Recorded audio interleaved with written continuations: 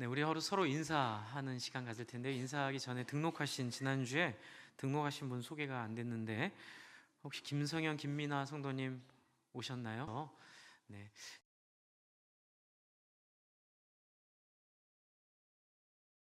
지난주에 등록하셨습니다. 우리 김성현, 김민아 성도님. 네, 다음번에 한 번 더 소개하도록 하겠습니다. 우리 옆에 분과 인사하겠습니다. 안녕하세요. 네, 반갑습니다. 네, 오늘 주차장 때문에 일부에 많이 와주셔서 또 2부가 좀 여유가 있어서 또 감사하네요. 성도님들 한 마음이 되셔서 교회가 겪는 이런 상황들에 대해서 이렇게 한 마음으로 해주시니 참 감사합니다. 어버이 주일입니다. 그래서 저한테도 꽃을 주셨는데 제가 꽃을 꽂기가 너무 송구하더라고요. 그래서 안 꽂았더니 그래도 목사님 대표로 설교하시는 거니까 좀 꽂고 하라 그래서 꽂겠습니다. 용서해 주십시오. 네, 우리 어머님, 부모님들을 향한 존경의 마음을 담아서 대표로 꽂고 설교하겠습니다. 어버이 주일입니다. 그런데 여러분, 교회에서 이 어버이날이 낀 주간을 어버이 주일로 지키는 이유는 바로 하나님께서 이 부모님 공경하라는 것을 굉장히 중요한 명령으로 주셨기 때문에 그렇습니다. 십계명을 보시면요, 십계명이 몇 가지 계명이 있는 거죠? 10가지 계명이 있습니다. 그런데 십계명 중에 하나님과 관계된 계명은 몇 가지인지 혹시 아세요? 4가지. 네. 그리고 사람과의 관계는 6가지입니다. 그런데 그 사람과의 관계 6가지 중에 가장 첫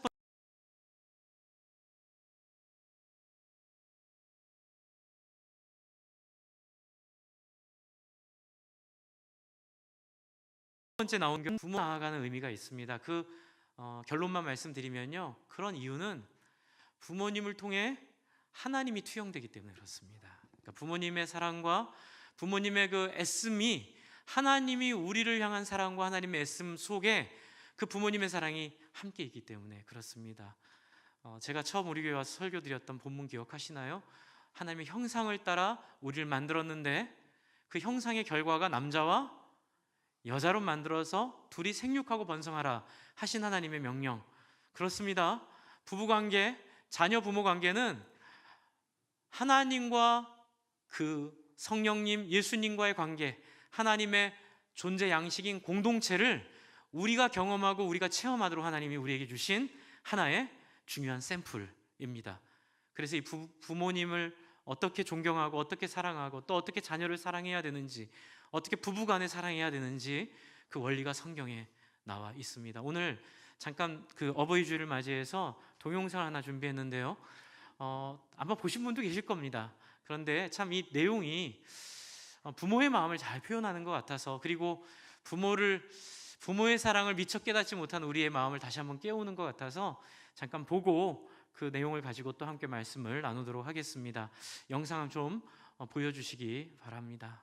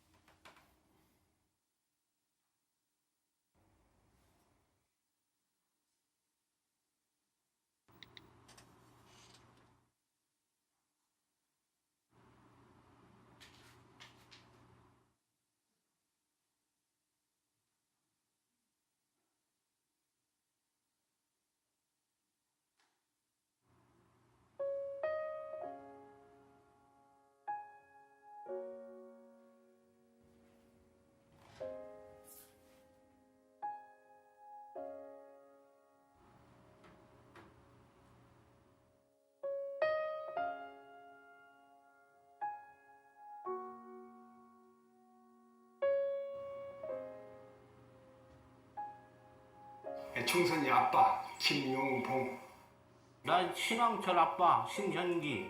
이영근입니다. 큰아들이. 저 영우 아버지 되는 사람입니다. 조유섭 아빠. 진영이 아빠. 성함은 김성보.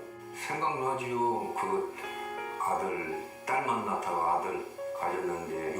아니면 어떡할까 했는데 네 엄마, 아빠 동생할 때 신경 써주고 고맙고 부모로서 이렇게 뭔가를 충분하게 해줘야 되는데 그런 것도 못 해주고 그래서 참 마음이 아픕니다. 아들이라는 것은 어느 누가 바꿀 수도 없는 것이고 크게 뭐 도와주지도 못했고 했는데 그들이 알아서 잘 커가지고 계속 부족한 게 부모 마음 아닐까요? 죽는 순간까지 그런 제가 그런 마음으로 살고 있어요. 계속 부족한 거예요. 너무 엄하게 했던 게 그게 좀 미안하다. 미안해요.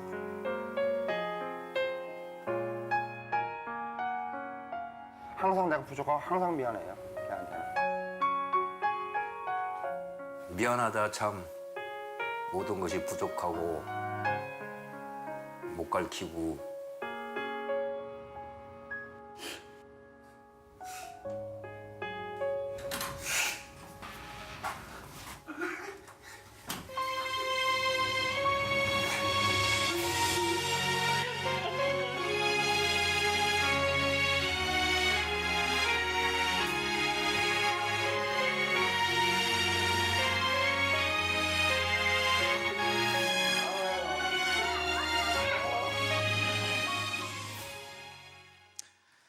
네, 여러분 같은 마음이시죠? 다 우리 부모님들 생각하면 다 잘하려고 그런 거예요. 그런데 제가 지난주에도 말씀드렸듯이 몰라서 회한이 남는 거죠. 근데 이 동영상에서 특이한 점은 아이를 키우고 있는 부모들을 데려다가 아이와 연관해서 부모님에 대한 생각을 하겠다는 점이죠. 아이를 키워보니까 너무 속상한 거죠. 내 못난 모습이 아이한테 그대로 전수되는, 할 수만 있으면 뜯어 고쳐서라도, 그렇죠?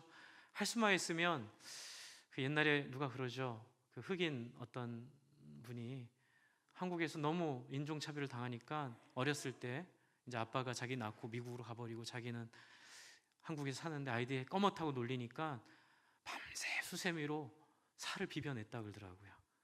근데 그게 버켓이나요? 그냥 우리의 모습, 그냥 이걸 안고 사는 거예요. 여러분, 왜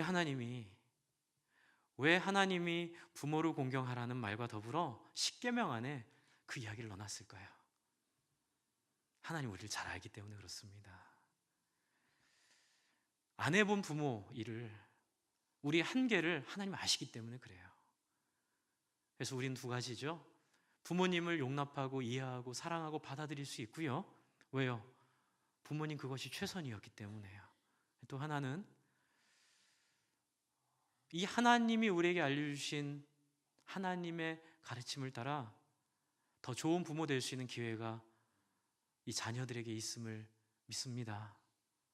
그리고 또 부모님을 향해 또 거꾸로 드릴 수 있잖아요. 내가 만난 하나님, 내가 알게 된 이 우리가 어떻게 해야 행복한지를 알았던 하나님의 메시지를 몰라서 못 해주신 부모님에게 다시 우리가 드릴 수 있는, 그래서 부모님이 알게 되고 깨닫게 되어 하나님을 만날 수 있게 되는 그 이야기가 이 성경에 가득 차 있습니다.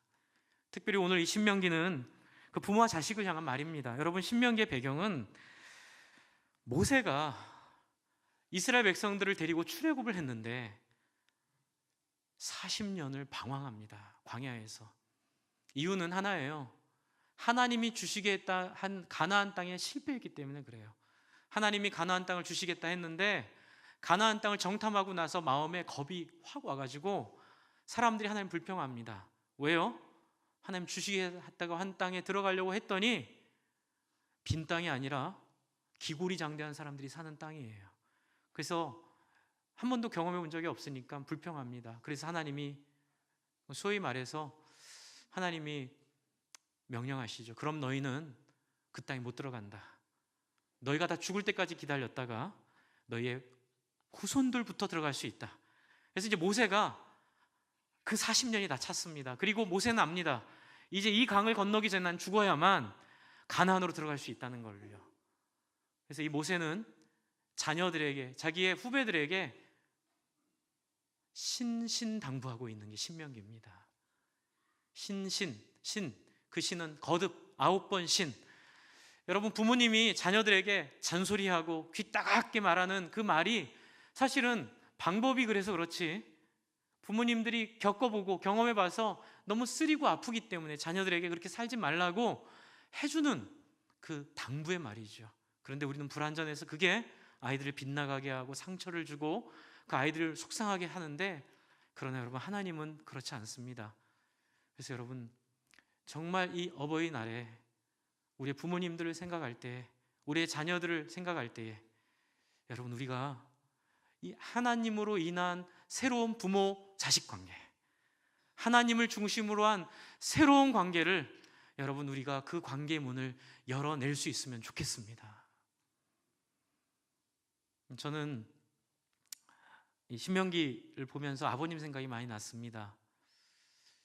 제가 아버님 돌아가실 때 이제 암투병 하시는데요, 제가 정말 속상했던 포인트가 한 포인트 있었습니다.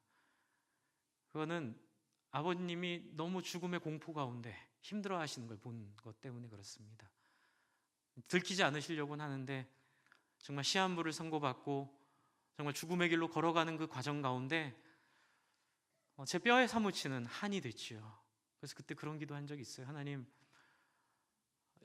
우리 아버지 좀 하나님 만나 주셔서 그 공포 사라지게 해주시고 정말 소망 가운데 하나님께 갈 수 있으면 좋겠습니다.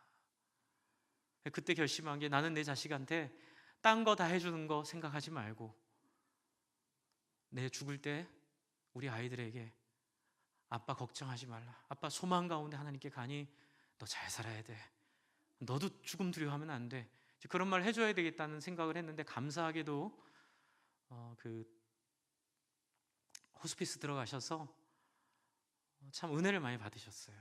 저희 아버님이 했던 얘기가 잊혀지지 않습니다. 승준아, 내가 잘못 살았다. 근데 저는 그게요, 우리 아버지 잘못 살았으니 하고 이렇게 아버지가 낮게 보이는 게 아니라, 아버지가 나 잘못 살았다 그러면서 자기 얘기를 한 번도 안 해주신 얘기를 그 호스피스에서 저한테 해주시더라고요. 자, 실수했던 얘기, 자기가 잘못했던 얘기, 그걸 어떻게 깨달으셨냐면요, 호스피스에서 사람들이 봉사해주고 사람들이 사랑해주는 사랑을 경험하면서 자기는 사람들이 이렇게 진심을 다해 사랑한다는 사실을 믿지 못했었대요. 그런데 호스피스 와서 그게 진짜라는 걸 알고 아버지가 그러시더라고요. 이게 진짜 신앙이고 이게 진짜 소망이 걸 알았다. 짧은 시간이었지만 소망이 회복되고 소망이 살아나는 것, 물론 힘은 들었지만 보면서 참 감사했던 기억이 있습니다. 주 안에 사랑하는 형제 자매, 우리 성도님, 우리 부모님들을 위해서 우리가 해드릴 게 뭐가 있겠습니까? 모세가 경험한 하나님, 10년을 경험하시던 1년을 경험하시던 하루를 경험하시던 그건 중요하지 않습니다. 그렇죠? 하나님, 우리가 할 수 있는 최고의 효도는 우리 부모님, 이 하나님 인격적으로 만나게 해주세요. 하나님, 부모님이 그렇게 하고 싶어서 어찌 할 줄 몰라 못했던 그 사랑이 이 복음 안에 있음을 하나님, 우리 부모님 깨닫게 해주세요. 이것이 우리가 할 수 있는 가장 큰 효도일 줄 믿습니다. 어찌됐든 여러분, 이 신명기에 있는 부모의 마음으로 하나님 우리에게 다가오십니다. 그래서 모세는 그 부모의 심정으로 우리에게 부탁합니다. 어떤 부탁이죠? 네, 내가 다 경험해 봤는데, 내가 다 실패해 봤는데, 내가 다 좌절해 봤는데, 하나님은, 여러분 신명기 4장 31절을 같이 읽겠습니다. 하나님은 이런 분이다, 이 고백을 하는 겁니다. 신명기 4장 31절입니다. 시작. 내 하나님 여호와는 자비하신 하나님이시라. 그가 너를 버리지 아니하시며 너를 멸하지 아니하시며 내 조상들에게 맹세하신 언약을 잊지 아니하시랴.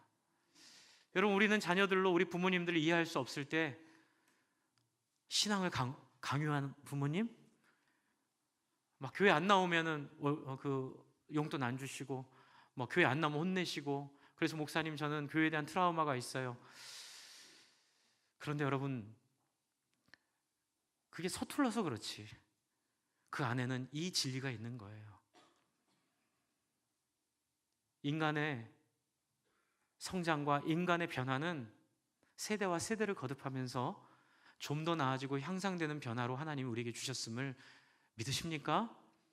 왜냐하면 예수님도 요한복음 14장 12절에 너희가 나보다 더 큰 일을 하겠다, 이런 어마어마한 얘기를 하셨어요. 그렇습니다. 여러분, 부모 자식 관계는 부모가 경험한 하나님을 좀 더 잘 경험할 수 있도록 하나님께서 주신 기회이고, 자식 세대에는 이 하나님 오해하지 않고 이 부모님이 경험한 하나님을 잘 믿을 수 있도록 부모님이 길을 열어준다는 의미가 이 안에 있습니다. 여기서 알 수 있는 건 하나입니다. 여러분, 왜 십계명의 하나님을 오해하십니까? 이제 많은 분들이 오해하시더라고요. 목사님, 하나님 너무 이기적이에요. 딴 신 섬기지 말고 하나님만 섬기라고요? 그리고 우상도 섬기지 말라고요? 하나님만 관심 받고 싶어 그러세요? 아니요, 그런 게 아니지요. 하나님은 어떤 분이세요? 자비하시고 은혜로우시고, 비록 이스라엘 백성들을 홍해에도 데려가시고 막 우여곡절 가운데 막 시련 가운데 이들을 고생하게 하셨지만 그 하나님의 진심은 딱 하나예요. 이스라엘 백성들에게 버리게 해야 될 것 하나 있기 때문에 그래요. 한번 따라해 주시겠어요? 자, 바로 이거예요. 여러분, 왜 하나님만 섬기라고 했을까요? 하나님이 어떤 분이시죠? 예수님의 삶을 생각해 보십시오. 내 이웃을 내 몸과 같이 사랑하라. 네가 대접받고 싶은 대로 너도 남을 대접하라. 여러분, 하나님이 우리를 천지 창조하실 때 우리를 만드신 꿈은 바로 이 꿈이에요. 누구 닮은 사람이요? 하나님 닮은 사람입니다. 하나님의 성품과 하나님의 마음과 하나님의 중심을 닮아 어떻게 해요? 사람들을 기쁘게 해줄 수 있고, 사람들을 살릴 수 있고, 사람들과 더불어 살 수 있는 존재로 하나님 우리를 만들기 원하셨기 때문에 누구만 바라봐야 돼요? 우리는 하나님만 바라봐야 되는 거예요. 하나님 이외에 다른 신은 신이 아니다. 목사님, 맞아요. 왜요? 하나님은 어떤 분이세요? 자기 자아를 포기하고 낮은 자리에 우리를 위해 십자가의 당신을 죽기까지 사랑하신 그 하나님. 그런데 여러분, 다른 신들을 보세요. 다른 신들은 다 자기 욕망의 투영이에요. 불교도 참 고등 종교지만 불교의 마지막 자락도 아쉽고 안타까운 건 바로 이 지점에 도달하지 못하는 거예요. 누가 해탈하는 거예요? 내가 해탈하는 거예요. 그러니까는 천상천하, 그렇죠? 내가 유일한 존재라는 그 강한 개념으로 결국은 자아를 넘어서지 못해요. 그러나 하나님은 어떤 분이세요? 자아를 포기해서 남을 살리고 다른 이와 더불어 살 수 있는 존재, 유일한 신이 바로 하나님입니다. 그래서 우리가 하나님만을 사랑해야 되는 거예요. 하나님만을 따라야 되는 거예요. 또 하나, 우상 섬기지 말라는 얘기는 똑같은 얘기예요. 우상은 우리의 욕망입니다. 그래서 이런 내용들로 십계명은 가득 차 있고, 그래서 부모를 공경하라는 얘기는 무슨 얘기일까요? 우리 속에 있는 탐욕과 욕망에 얽혀있는 삶을 누굴 통해서? 부모를 통해서 벗어나서, 그렇죠? 부모가 보여주는 거죠. 얘야, 돈이다가 아니다. 돈보다 더 나은 가치가 있다. 돈보다 더 위대한 가치가 있다. 이걸 보여주는 것이 부모의 역할임을 성경은 우리에게 말하고 있는 거예요. 그래서 여러분, 십계명 얘기하고 있는 겁니다. 오직 하나님만이 저와 여러분을 예수처럼 살게 하실 수 있는 능력을 주실 줄 믿으시기 바랍니다. 그런데 이게 여기서 끝나지 않습니다. 이렇게 사는 사람은 어떻게 산다고요? 영원히 삽니다. 그래서 이게 중요한 겁니다. 저는 죽음이 너무 싫습니다. 장례식만 가면 너무 속에서 화가 일어납니다. 뭐냐면 죽음에 대한 분노입니다. 죽음, 그 존재가 어떻길래 이 다정한 부부 관계를 끊어버리고 이 평생에 정말 잊을 수 없는 이 부모 관계를 끊어버리는 죽음. 여러분, 그 죽음을 극복하는 능력은 바로 자아를 넘어서서 하나님 닮은 사람으로 살아갈 때에 하나님이 그 사람을 영원히 살게 하실 것이기 때문임을 믿으시기 바랍니다. 그래서 하나님은 이러한 백성들 만드시려고 아브라함 부르셨고 이삭 부르셨고, 그래서 모세를 통하여 이런 경험들을 다 경험하게 하셨습니다. 그래서 모세는 어떤 경험했을까요? 죽을 고생했습니다. 저는 여러분, 예수 믿으면 죽을 고생이 열렸다고 믿는 사람입니다. 예수 믿으면 죽을 고생이 열린 이유는 딱 하나입니다. 하나님의 목표는 딱 하나이기 때문에 그렇죠. 내 자아를 끊어버리려는 거예요. 자아를 끊는데 죽을 고생만큼 탁월하고 효과적인 약이 없는 거예요. 그래서 제가 지난주에 설교드린 것처럼 요셉이 하나님 앞에서 사명을 가진 것 자체가 감사한 일이긴 한데 그 사명 덕분에 요셉은 뭐 하죠? 죽을 고생을 합니다. 그리고 결국 그 죽을 고생을 통해 요셉이 자기를 극복해서 누구 닮았을 때에 하나님의 성품을 닮았을 때 비로소 하나님은 요셉을 총리 대신으로 사용하시는 거예요. 여러분, 자녀들 위해 기도하실 때 우리 부모님들, 여러분 자아가 잘 처리된 자녀들로 키워달라고 기도하시길 바랍니다. 서울대학 뭐 무슨 박사, 카이스트 박사, 역사가 말하지 않습니까? 그것 가지고 되지 않습니다. 물론 자아가 꺾인 이후에 더 탁월한 리더십, 더 탁월한 기술이 있으면 더 좋겠지만 역사가 밝혀주는 놀라운 메시지는 그것과 상관없다는 거예요. 그 증명이 뭐냐면요, 이스라엘 백성이 했던, 우리 부모님들이 경험했던 홍해입니다. 여러분, 홍해를 한번 상상해 보세요. 가나안을 한번 상상해 보세요. 기가 막힙니다. 예수 믿고 하나님 믿었으면 뭐가 펼쳐져야 돼요? 16차선 고속도로가 펼쳐져야 되는데 길이 없는 데로 인도하시는 거예요. 하나님이 이 부모 세대를 어디로 데리고 가죠? 홍해로 데리고 가요. 홍해로요. 지도를 보면 더 리얼합니다. 여러분, 홍해 말고 길이 있었을까요? 없었을까요? 길이 많았습니다. 홍해로 안 가도 가나안으로 갈 길은 너무너무 좋은 길들이 있었어요. 그런데 하나님이 굳이 이 사람들을 좋은 길 마다하고 홍해 앞으로 딱 데리고 가요. 그래서 이스라엘 백성들이 뭐라 하죠? 우리를 무덤이 없어 애굽에서 우리를 여기 데리고 왔느냐, 우리 다 죽이려고 그러느냐. 그랬을 때 모세가 그러죠. 너희는 가만히 있어. 오늘 하나님이 너희에게 하나님 되심을 어떻게 해라? 경험할지어다. 그래서 모세가 지팡이를 들고 바닷물을 내리치니까 전무후무한, 상상할 수 없는 일이 벌어지죠. 어떤 일이 벌어집니까? 물이 가운데로 갈라집니다. 걸어가고 있는데 뒤를 보니까 철병거로 무장한 애국 군대가 이 유대인들을 내보낸 것들을 후회하고, 이것도 하나님의 섭리죠.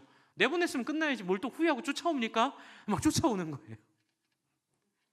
그런데 하나님의 섭리가 있습니다. 이 애국 군대가 바다 가운데 들어왔을 때, 그리고 홍해를 이 이스라엘 백성이 벗어났을 때 어떤 일이 벌어집니까? 물이 덮어집니다. 너희는 가만히 있어.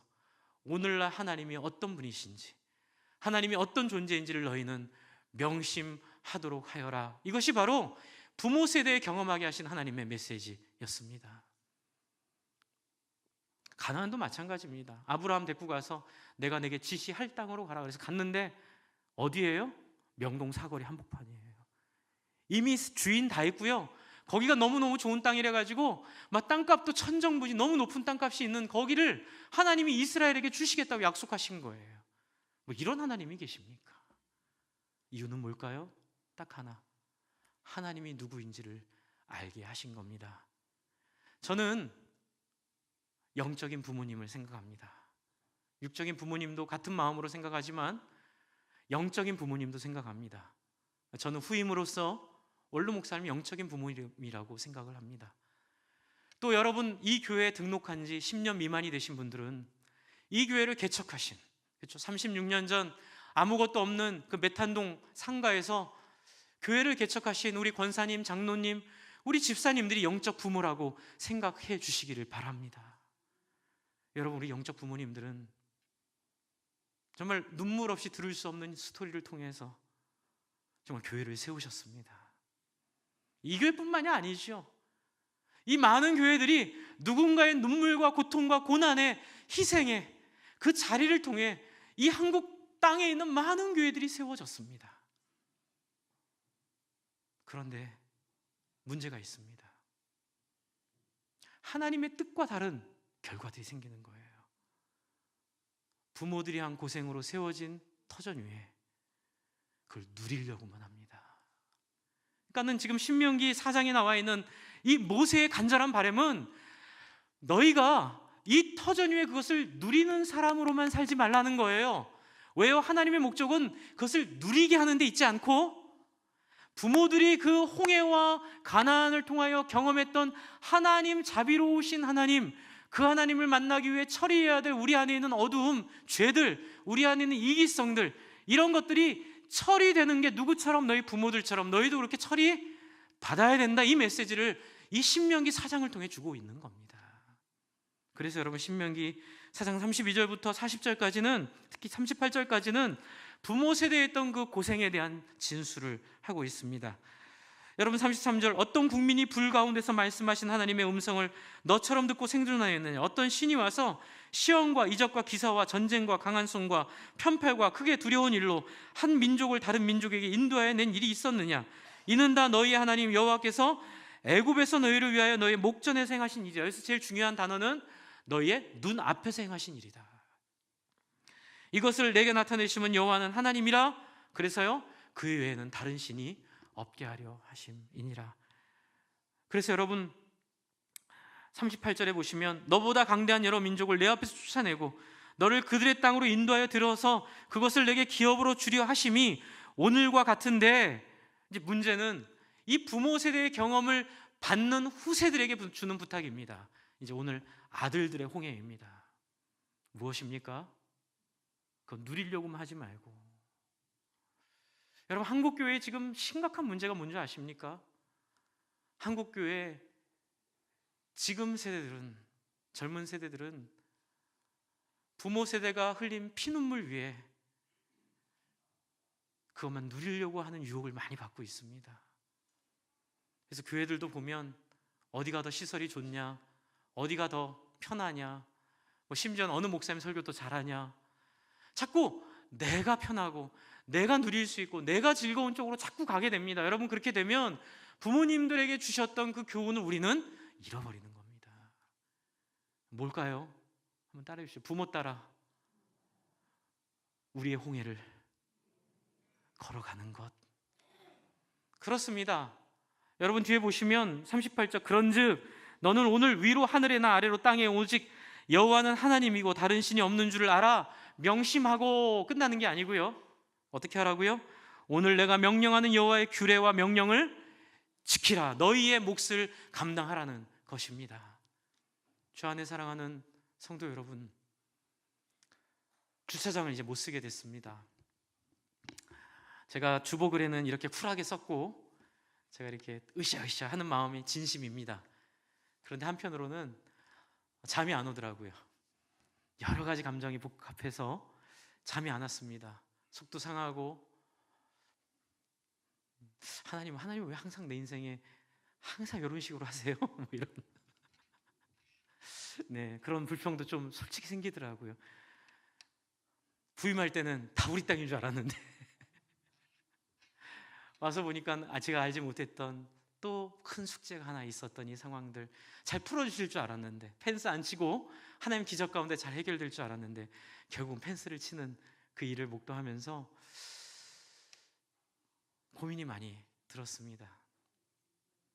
그런데 제가 감사했습니다. 왜요? 매일 성경 큐티하면서, 이 본문이 매일 성경 본문이었거든요. 하나님 저한테 그러시는 거예요. 내가 너 사랑하는 증거고 이 사명의 교회 사랑하는 증거다. 왜요? 우리의 홍해를 준비해 주신 거예요. 예, 우리의 선배들이 피눈물 가운데 세운 이 교회를 누리지만 않게 하시도록, 이 교회를 우리가 열매만 따먹지 않도록 하나님께서 또한 우리가 우리 후손들에게 줄 수 있는 우리의 홍해를 하나님 우리의 눈앞에 놓아 주신 것이라 믿습니다. 어떤 분들은 염려하시더라고요. 목사님, 요즘 젊은 사람들은 영악해서요, 주차장 좀 불편하고 좀 설교 길고 재미없으면 교회 자꾸 옮겨요. 네, 저도 압니다. 그런데 여러분, 만약 그것대로 살았으면 하나님의 나라는 이 땅에 존재하지 않았을 거라 믿습니다. 하나님 나라는 그렇지 않습니다.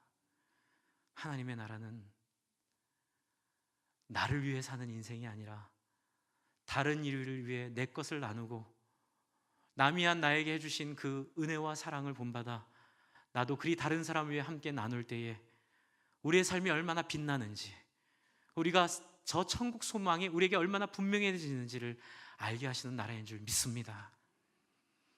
고민했어요. 우리의 홍해다. 그때만 눈치 빠른 분들은 저 목사가 혹시 저 땅 사자고 지금 우리한테 이렇게 얘기하는 거 아닌가, 헌금하라는 얘기 아닌가, 이런 생각하실 분이 계실지 모르겠지만 다행히 그게 아닙니다. 왜요? 여러분, 땅은 사도 부족합니다. 물론 제 기준은 있습니다. 하나님이 어느 선까지면 우리가 감당할 수 있는 부분이면 사겠지만 무리하면 없어도 됩니다. 그럼 목사님 어떻게 교회하시려고요? 제가 기가 막힌 방법을 하나 발견했습니다. 근데 이 방법은 방법인만이 아니라 제가 평생 이제껏 꿈꾸고 소망했던 교회의 모습을 하나님이 이제는 실현시킬 수 있는 길로 우리를 인도했다는 생각이 들더라고요. 저는 전도사 때부터 공동체 교회를 꿈꿨습니다. 한국 교회가 너무 말만 하는 거예요. 예수 믿고 천국 가는 얘기만 했지 실제로 삶에서 어떻게 아이들을 함께 키워가고 어떻게 인생을 함께 나누며 살아가며 어떻게 자기의 인생 전반적인 부분들을 오픈해서 서로 진짜 말만 교인이 아니라 진짜 식구처럼 하나 되는 공동체를 이루는 것, 거기에 대한 경험이 있었고 꿈이 있습니다. 그런데 못했어요.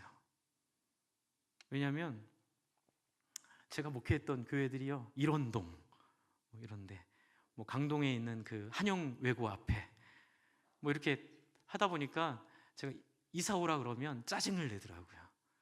얼마인 줄 알고 좀 하시는 얘기입니까? 제가 이제 이 동네 시세를 알아봤어요. 할렐루야.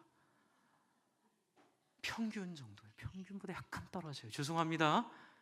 그래서 이 지역에 이사 오는 분들이 편하게 이사 올 수 있는 이유 중에 하나는 이런 드란체 같은 이 주변에 있는 이 아파트들은 그렇게 무리하지 않아도 여러분 이사 올 수 있는 많은 가능성이 있는, 여기 빌라도 있습니다. 옆에 형편에 맞게, 자기 형편에 맞게 우리의 홍해는 저 땅을 정복하는 게 아니라 우리의 교회의 본질을 하나님 말씀에 가깝게 만들어가는 것인 줄 믿습니다. 이사 오십시오. 꿈이 생겼습니다. 사무엘교회 90% 이상이 반경 1km에서 1.5km 안에 있는, 그럼 3km 정도 되죠, 걸어올 수 있는 반경 1.5km 안에 있는 교회로 하나님 우리를 인도해 주십시오.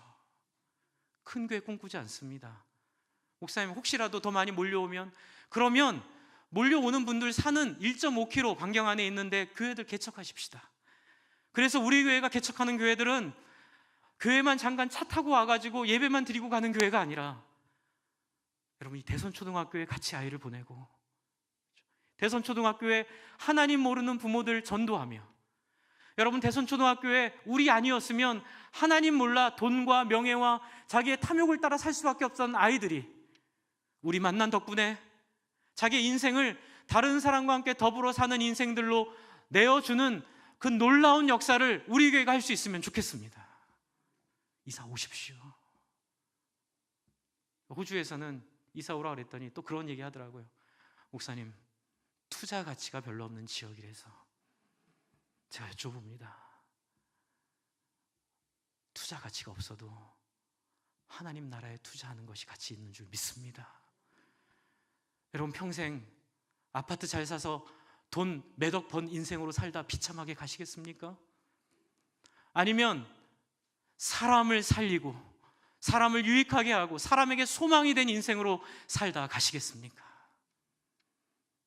얼마 전 유튜브에 돌아다니던 영상 중에 하나가 감동을 주는 영상이 있었습니다. 이제 영국의 쉰들러라는 별명을 가진 영국의 그 2차 세계대전 때 자기 가진 재산들을 다 팔아서 뇌물을 줘서 유대인들, 가스실로 찔려갈 수밖에 없는 사람들, 그 사람들을, 이 프랑스 쪽에 있는 사람들, 이 사람들을 구출해 놓은 사람이었어요. 근데 이 사람을 위해 깜짝 쇼를 준비한 거예요. 이 할아버지가 연세가 많아서 이제 돌아가시기 직전에 재산도 많이 없습니다. 왜? 다 썼으니까요. 인터뷰를 하겠다고 그래서 이제 쇼에 초대를 했어요. 쇼에 초대를 해서 이제 옛날 얘기를 하는데, 옛날 얘기 그런 거 하냐고. 그런데 이제 마지막 시간에 우리 선생님을 통해 생명을 여기에 앉은 사람 중에 선생님을 통해 생명을 얻은, 생명을 찾은 그 후손들이 여기 앉아 있습니다. 그렇습니까? 얘기하죠. 그분 저기 계십니다. 일어나십시오. 한 명 일어났습니다. 여기도 계십니다. 여기도 계십니다. 한 150명이 다 일어나는 거예요.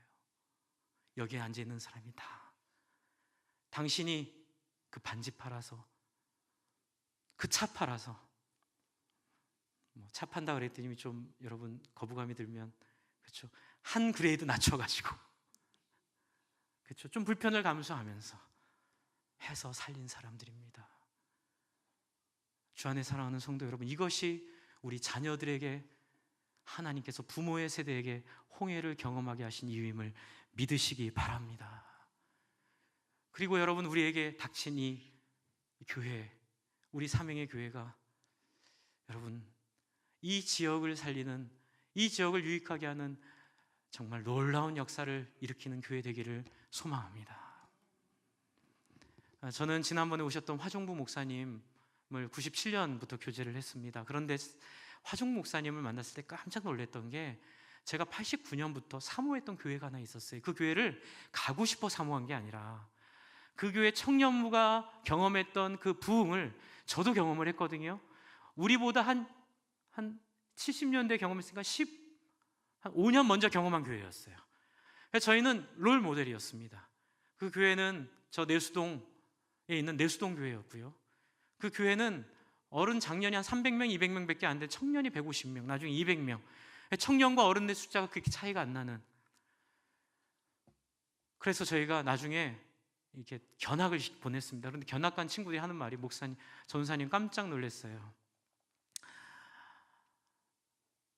교회가 너무 작아서 놀랐습니다. 이 얘기를 하더라고요. 교회가 너무 작은 거예요. 작은 교회인데 거기에 교회도 각원물이라 가지고 이 기둥이 본당에 촘촘히 박혀 있는, 그래서 이렇게 봐야 설교가 보이는, 시설도 없고, 그 당시에도 다른 교회와 비교, 충영교회나 다른 교회와 비교해서 너무 열악했던 교회. 그런데 거긴 뭐가 있었을까요? 예수 닮은 부모들, 예수 닮은 청년들이 세속에 물들지 않고 오직 하나님의 말씀을 꿈꾸며 기도할 때에 하나님이 그곳에 은혜를 부어주셨던 것입니다. 여러분, 저희도 그런 교회 됐으면 좋겠습니다. 여러분, 이 시대의 교회에게 답이 되는 교회가 되는 계기를 이 펜스를 통해 주셨음을 믿습니다. 주 안에 사랑하는 성도 여러분, 함께 힘을 모아 주십시오. 저는 투자 중에 제일 어리석은 투자가 주차장 투자라는 생각을 하고 있는 목사입니다. 여러분, 옆에 땅 주인이 원하는 가격 대비 주차할 수 있는 돈으로 제가 차 한 대당 얼마인지를 계산해 봤습니다.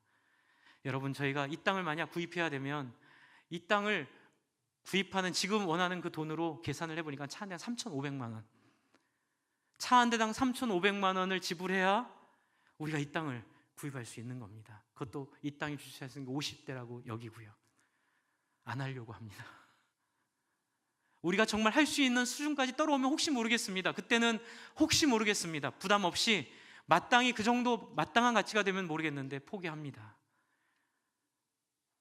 주 안에 사랑하는 성도 여러분, 죄송합니다. 이사와 주십시오. 이 동네에 살아 주십시오. 이 지역에서 함께 아이들을 키우고 지역 주민들을 전도하고 지역 주민들과 함께 말로만의 신앙이 아니라 삶을 나누고 내 삶을 나눠주는 그런 아름다운 교회로 우리 교회를 세워갔으면 좋겠습니다. 한 5년 안에 너무 강하게 얘기하진 않겠습니다. 그러나 여러분, 힘을 모아야 될 때가 있습니다. 우리 영화부 작은 도서관 카페를 지금 이 1층 그 공간, 필로티 공간에다가 준비하려고 합니다. 이유는 딱 하나입니다. 여러분, 도서관을 통하고 영화부를 통하고 카페를 통해서 소통하고 그리고 아이들을 함께 키우는 교회가 되고 싶습니다. 정신을 함께 나누고, 그래서 우리 교회에는 부모가 돈이 없어도 과외를 못 시켜도 유감이 없도록 교회가 도서관을 통해 인문학과 철학과 아이들 속에 있는 모든 가능성들을 함께 키워줄 수 있는 교회로 서가고 싶습니다. 헌금 많이 해주십시오. 많은 유산 남기지 마시고 정말 이런 일에 여러분의 유산들을 투자해 주십시오. 그래서 우리 교회 사람이 살아나고 인간이 회복되고 이 지역이 여러분의 재산을 통하여, 여러분의 헌신을 통하여, 여러분의 수고를 통하여 그렇게 회복되는 교회로 만들어 주시기를 바랍니다. 이것이 우리 원로 목사님과 우리 36년 동안 이 교회를 위하여 재산을 내놓고, 여러분 이 건물이 그냥 생겼겠습니까? 그 36년 동안 이 교회를 헌신한 분들이 쏟아부은 재산과 그들의 눈물과 그들의 무릎과 그들의 아픔이 여러분 이 건물 위에 있고 이 땅 위에 있는 겁니다. 여러분 이걸 누리지 맙시다. 이 기본 위에 우리의 후손들을 위하여 한국교회 기여가 되는 교회로 여러분 우리 세워갔으면 좋겠습니다. 제가 이사 오라 그랬다고 교회 옮기지 마세요.